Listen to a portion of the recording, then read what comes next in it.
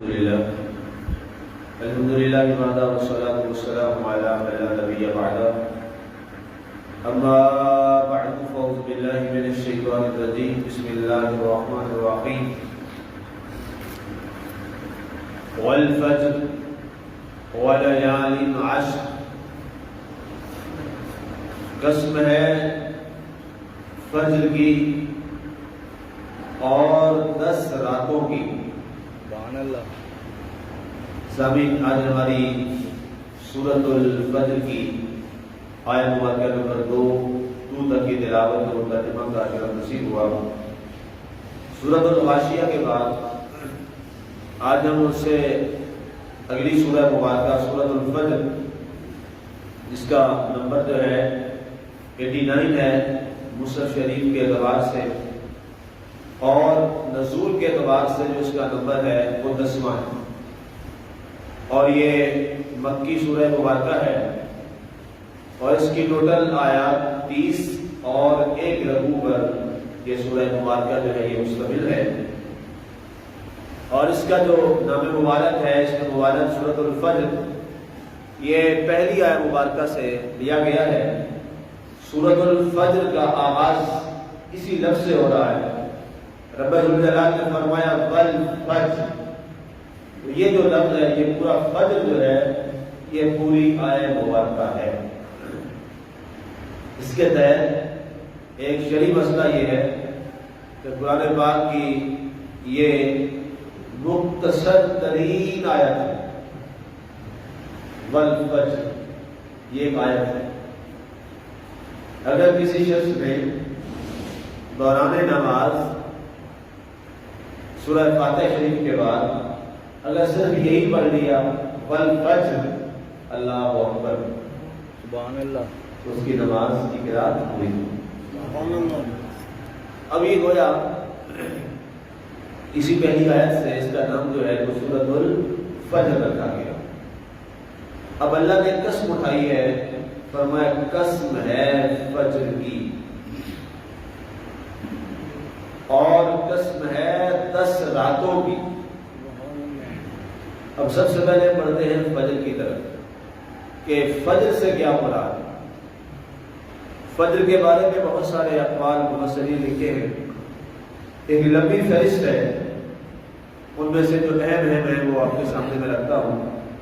فرمایا گیا کہ سب سے پہلا فجر سے مراد ہر روز کی جو صبح صادق ہے، 2 صبح ہوتی ہیں، ایک صبح کاذب ہوتی ہے اور ایک صبح صادق ہوتی ہے۔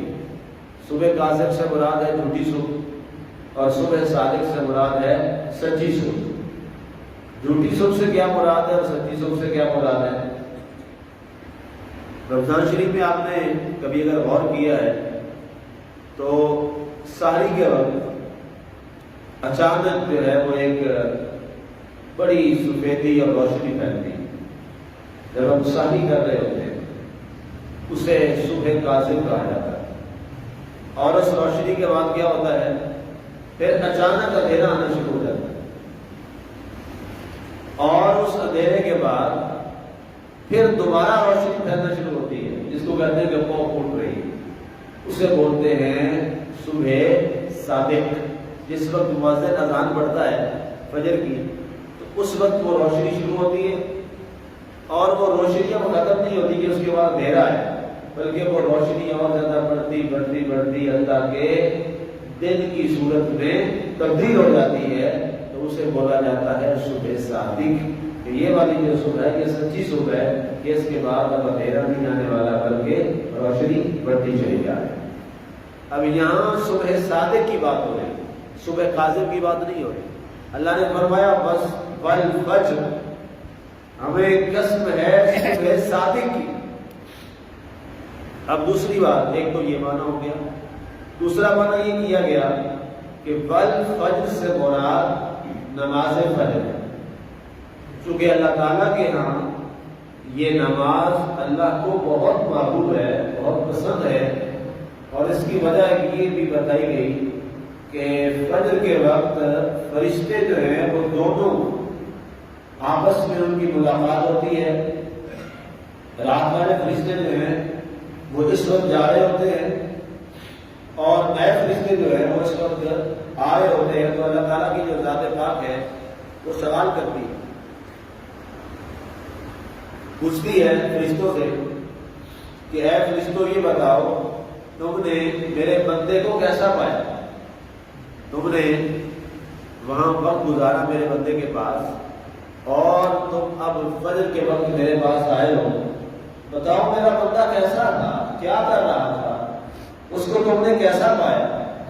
تو فرشتے عرض کرتے ہیں میرے مالک ہم نے تیرے بندے کو بہت اچھا پایا، وہ نماز فجر کی تیاری میں مصروف تھا اور وہ نماز فجر کے لیے وہاں پر تیرا ذکر کر رہا تھا۔ اور جو آنے والے فرشتے ہیں وہ جب آتے ہیں تو وہ لکھ لیتے ہیں کہ اللہ کا جو بندہ ہے یہ نماز فجر کے اہتمام میں مصروف عمل ہے۔ تو اب اللہ تعالیٰ کے نبی صلی اللہ علیہ وسلم نے فرمایا بڑا کچھ نصیب ہے وہ انسان اور وہ میرا امتی جس کے آنے والے فرشتوں کے رجسٹر میں اور جانے والے فرشتوں کے رجسٹر میں جو آخری اور ابتدائی عمل ہوتا ہے وہ نماز فجر لکھا ہوگا۔ یہ بڑی سعادت کی بات ہے، آغاز ہوتا ہے اور ایک اینڈ ہوتا ہے۔ ہم اساتذہ سے جب پڑھتے تھے تو ہمیں ٹرک سکھائے جاتے ہیں، بورڈ کا پیپر کیسے کرنا ہے، یونیورسٹی کا پیپر کیسے آپ نے کرنا ہے۔ تو جی سب سے پہلے آپ نے وہ سوال کرنا ہے جو آپ کو سب سے اچھا آتا ہے۔ آپ نے آغاز پیپر کا بہت اچھا کرنا ہے، کیوں جی؟ اس لیے کہ first impression is the last impression. جو پہلی چیز دیکھی جاتی ہے بتانا اگر وہ اچھی ہے تو آگے کمی بیشی بھی ہو تو چل جاتی ہے۔ یہ ہمیں ہمارے پروفیسر فرماتے تھے اساتذہ۔ اور پھر بیٹا جہاں پیپر آپ نے ختم کرنا ہے وہ بڑا خوبصورت ہونا چاہیے۔ جب آپ کا ابتدا سٹارٹ اور اینڈ بڑا اچھا ہوگا نا تو درمیان میں جو کمی کوتاہی ہے وہ اس کو کور کر لے گا۔ اب یہ ایک دنیا کا معاملہ ہے، اللہ تعالیٰ کے ہاں جو ہے انسان کا جو رجسٹر ہے عمل کا اس کا آغاز بھی اچھا ہو جائے اور اختتام بھی اچھا ہو جائے تو یقیناً اللہ کے دربار میں امید ہے کہ درمیان والی کوتاہیوں کو بھی انشاءاللہ وہ معاف فرمائیں گے۔ لیکن اب جس شخص کا رجسٹر کا آغاز ہی غلط ہو، اس کی ابتدائی یہ ہو کہ اس نے صبح کا آغاز اللہ کے نام سے کیا ہی نہیں ہے، اس نے فرض نماز ادا کی نہیں ہے، تو ظاہر ہے آنے والے فرشتے کے رجسٹر میں بھی اندراج غلط ہو گیا، اپنے ہی خلاف ہو گیا اندراج۔ اور جو جانے والا تھا اس نے بھی اندراج ایسا ہی کر دیا اور چلا گیا۔ تو بتائیے اللہ تعالیٰ کو ناراض کیا یا کچھ کیا؟ ناراض کر دیا۔ تو اب جب انسان پہ اللہ ہی ناراض ہو جائے، اللہ نہ کرے ایسا نہ ہو کہ کسی پر اللہ ناراض ہو جائے اور جس پر اللہ ناراض ہو جائے تو اس کا بچے گا کہ کچھ بھی نہیں۔ اس لیے فرمایا کہ ہمیں نماز فجر کی قسم، اس لیے کہ یہ بڑا بابرکت وقت ہے۔ بعض روایات میں یہ بھی ہے کہ نماز عصر میں بھی فرشتے تبدیل ہوتے ہیں، لیکن یہ روایت بھی بڑی صحیح ہے کہ فجر کے وقت بھی ان ملائکہ کی تبدیلی ہوتی ہے۔ اس کے بعد تیسرا معنی فجر کے حوالے کہ یہاں اللہ تعالیٰ نے جو فرمایا ہمیں فجر کی قسم ہے، اس فجر سے کون سے مراد ہے؟ کہا گیا کہ اس فجر سے مراد ایک خاص فجر بھی ہے، اور وہ کیا ہے؟ وہ ہے 9 ذوالحجہ کی فجر۔ وہ بڑا مقام اور عزت والا دن ہے، اسے یوم عرفہ کہا جاتا ہے۔ یہ وہ دن تھا جس دن اللہ تعالیٰ نے حضرت ابراہیم علیہ السلام کو ایک پہچان اور معرفت دی کہ میں تم سے چاہتا کیا ہوں۔ تین ایام ہے نا بڑے ہیں، یوم ترویہ 8 ذوالحجہ، یوم عرفہ 9 ذوالحجہ اور یوم نحر 10 ذوالحجہ۔ ترویہ کہتے ہیں شک شبہ، ہم مسلسل قربانی جانوروں کی کر رہے تھے، چیزوں کی بدل بدل کر رہے تھے، لیکن پھر خواب آتا نہیں اے ہمارے خلیل اپنی محبوب ترین چیز کی قربانی ہمارے دربار میں پیش کرو۔ تو جب 9 ذوالحجہ آیا تو آپ کو سمجھ آ گئی، آپ نے فرمایا اچھا اللہ مجھ سے میرے بیٹے کی قربانی چاہتا ہے، تو اس لیے کہا گیا کہ یہ یوم عرفہ ہے، آپ کو پہچان ہو گئی ہے کہ اب میں نے کس کو قربان کرنا ہے۔ اور یوم نحر کا معنی ہوتا ہے قربانی کا دن۔ یوم نحر 10 ذوالحجہ کو اس لیے کہتے ہیں کہ اس میں حضرت ابراہیم علیہ السلام نے اپنے شہزادے کو اللہ کی رضا کے لیے ذبح قربانی کرنے کے لیے لے جا کر اس کی گردن پر چھری چلا دی۔ آپ نے تو چھری اپنی گردن پہ چلائی، یہ اللہ کا معاملہ ہے کہ اس نے بچا لیا اور قربانی کسی اور چیز کی ہوگی۔ اب ایک اس سے یہ معنی مراد ہے والفجر۔ چوتھا معنی اس سے مراد یہ ہے کہ صرف جو 10 ذوالحجہ ہے اس کی جو فجر ہے اللہ تعالیٰ یہاں اس کی قسم کھا رہا ہے، اس لیے کہ وہ والی جو فجر ہے وہ اللہ کے ہاں بڑی محبوب ترین فجر ہے۔ اب اللہ فرما رہا ہے ہمیں 10 ذوالحجہ کی فجر کی قسم۔ اب اس کے بعد ایک اور معنی اس کا لکھا گیا کہ والفجر سے مراد یکم محرم الحرام۔ اللہ تعالیٰ کو یکم محرم الحرام کا جو دن ہے وہ بہت محبوب ہے اور پیارا ہے، اس لیے کہ مسلمانوں کے پورے سال کا جو آغاز ہے وہ یکم محرم الحرام۔ ہمارے جو اسلامی کیلنڈر کے حوالہ سے مسلمانوں کا جو پہلا مہینہ وہ کون سا ہے؟ محرم۔ تو چونکہ مسلمانوں کا پہلا مہینہ آخری ذوالحجہ ہے اور پہلا محرم ہے، تو محرم سے اس کا آغاز ہو رہا ہے۔ تو اللہ نے فرمایا ہم نے یکم محرم الحرام کی فجر کی قسم، جہاں سے مسلمانوں کے ماہ مبارکہ جو 12 ہیں ان میں سے پہلے مہینے محرم کا آغاز ہو رہا ہے۔ والفجر، ہمیں اس کی فجر کی قسم۔ وَلَيَالٍ عَشْرٍ، اور 10 راتوں کی قسم۔ اب یہ 10 راتیں کون سی؟ فرمایا گیا ان سے مراد ہے اولاً یکم ذوالحجہ سے لے کر 10 ذوالحجہ تک یہ والی جو مقدس راتیں ہیں، یہ راتیں اللہ کو بڑی محبوب ہیں۔ اللہ تعالیٰ نے ان 10 راتوں کی قسم کھائی۔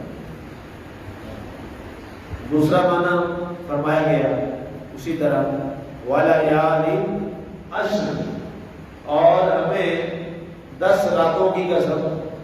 اس سے کون سی 10 راتیں مراد ہیں؟ یکم محرم سے 10 محرم تک یہ والی راتیں مراد ہیں۔ اور بعض نے کہا کہ ایام 20 کے درمیان کی جو راتیں ہیں وہ اس سے راتیں مراد ہیں۔ اور بعض اس کی تفسیر یہ کی گئی کہ اللہ تعالیٰ نے مسلمان کو سال میں یہ 10 راتیں عطا کی، اور ان میں سے رمضان شریف کی جو لیلۃ القدر میں کے لیے آخری عشرہ کی طاق راتیں 21، 23، 25، 27، 29، یہ کتنی ہو گئی؟ 5 یہ راتیں ہیں۔ اس کے بعد فرمایا کہ 5 دن میں اور جمع کریں۔ نمبر 1 عید الفطر کی رات، یہ رات بڑی اہم ترین رات ہوتی ہے، اسے چاند رات بولا جاتا ہے۔ اس رات میں اللہ تعالیٰ پورے رمضان میں جتنے گناہ گاروں کو معاف کرتا ہے اتنی تعداد میں ایک چاند رات کے اللہ معاف، یہ اتنی بڑی رات ہے۔ 7ویں 10 ذوالحجہ کی رات، یہ اللہ کے ہاں بڑی محبوب ترین رات ہے۔ 8ویں معراج شریف جو رجب شریف میں آتی ہے، 27 رجب۔ 9ویں 15 شعبان کی رات، یہ اللہ کے ہاں بڑی محبوب ترین رات ہے۔ اس رات میں اللہ تعالیٰ انسانوں کے پورے سال کا جو نظام ہے اللہ اس کو ترتیب دیتا ہے۔ اس میں پورا 10 لیکچر میں نے آپ کو یہاں دیا تھا شب برات کا کہ یہ جو برات کی رات ہے یہ اتنی عظیم ترین رات ہے۔ یہ کتنی ہو گئی؟ 9 اور 10ویں وہ فجر جس فجر میں پوری کائنات کو اللہ نے نور سے بھر دیا اور کائنات کی تاریکیاں اور اندھیرے ختم ہو گئے. وہ رات کون سی تھی؟ جس رات میں اللہ تعالیٰ نے اپنے محبوب کو اس دنیا پر ظاہری طور پر بھیجا اور عین صبح صادق کے وقت حضرت محمد رسول اللہ صلی اللہ علیہ وسلم کی حضرت آمنہ کے ہاں عبداللہ رضی اللہ عنہ علیہ السلام کے ہاں ولادت ہوتی ہے. یہ وہ 10 عظیم راتیں ہیں جن راتوں کی اللہ نے اور اس کے علاوہ اور بھی بہت ساری اس میں سال کی کچھ اور راتیں ہیں, اس میں کچھ اور کم کی گئی, کچھ اور دوسری راتیں ڈالی گئی. بہرحال یہ وہ عظیم راتیں ہیں جن راتوں کو اللہ تعالیٰ نے اس انداز میں اس مقام کے ساتھ شرف بخشا. اب آج کی ہماری یہ 2 لفظوں پہ بات ہوئی. نمبر 1 فجر اور دوسرا والیال عشر. اس کے بعد اگلا موضوع ذرا لمبا ہے, انشاءاللہ اگلی نشست میں بات کریں گے. اللہ تعالیٰ ہمیں عمل کی توفیق عطا فرمائے. آمین و آمین.